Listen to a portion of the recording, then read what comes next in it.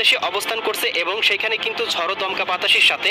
ভারী পরিসরে বৃষ্টিপাত হচ্ছে। এবং প্রিয় দর্শক, আমরা দেখতে পাবো 31 অক্টোবর শুক্রবার এদিকে আমরা দেখতে পাবো ঘূর্ণিঝড়টি কিন্তু ভারতের এদিকে বিহারের দিকে অবস্থান করতে পারে, যার কারণে সেখানে কিন্তু ঝড়ো দমকা বাতাস, সেই সাথে কিন্তু ভারতের পশ্চিমবঙ্গেও কিছুটা ইফেক্ট ফেলতে পারে। এবং প্রিয় দর্শক, আমরা দেখতে পাবো 1 নভেম্বর শনিবারের মধ্যেই ঘূর্ণিঝড়ের প্রভাবটা কিন্তু বাংলাদেশের উত্তরাঞ্চলে এদিকে রংপুর, রাজশাহী, ময়মনসিংহ এবং খুলনা বিভাগে পড়তে পারে। কোথাও কোথাও ঝড়ো দমকা বাতাস বয়ে যেতে পারে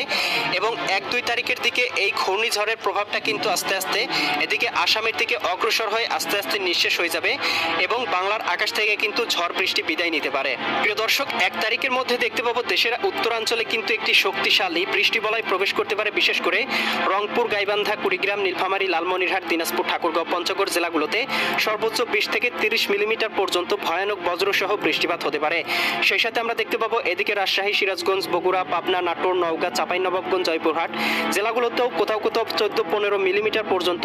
ভয়ানক ভারী বৃষ্টিপাত হতে পারে। ময়মনসিংহ, জামালপুর, শেরপুর, নেত্রকোনা, সিলেট, সুনামগঞ্জ, হবিগঞ্জ, মৌলভীবাজার অঞ্চলগুলোর আকাশটাও আংশিক মেঘমালায় ঢাকা থাকতে পারে এবং ভারতের উত্তরবঙ্গ, শিলিগুড়ি, দার্জিলিং, কোচবিহার, এদিকে ধুবড়ী, তুরা, গোয়ালপাড়া, গুয়াহাটি, এদিকে আমরা দেখতে পাচ্ছি পুরুলিয়া, এই অঞ্চলগুলোতেও কোথাও কোথাও ভারী পরিসরে 20 থেকে 30 মিলিমিটার, কোথাও কোথাও 70 থেকে 80 মিলিমিটার পর্যন্ত ভয়ানক বৃষ্টিপাত হতে পারে। তবে প্রিয় দর্শক, আমরা দেখতে পাচ্ছি এই বৃষ্টিপাত কিন্তু খুলনা, বরিশাল এবং চট্টগ্রাম বিভাগ সহ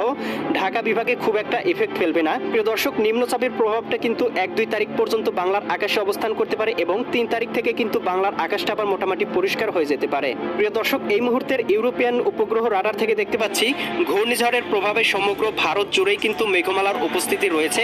এবং দেশের উত্তরাঞ্চল, এদিকে রংপুর, এদিকে রাজশাহী, পশ্চিমবঙ্গ, এদিকে আমরা ময়মনসিংহ, সিলেট, ঢাকা, খুলনা বিভাগের আকাশেও আংশিক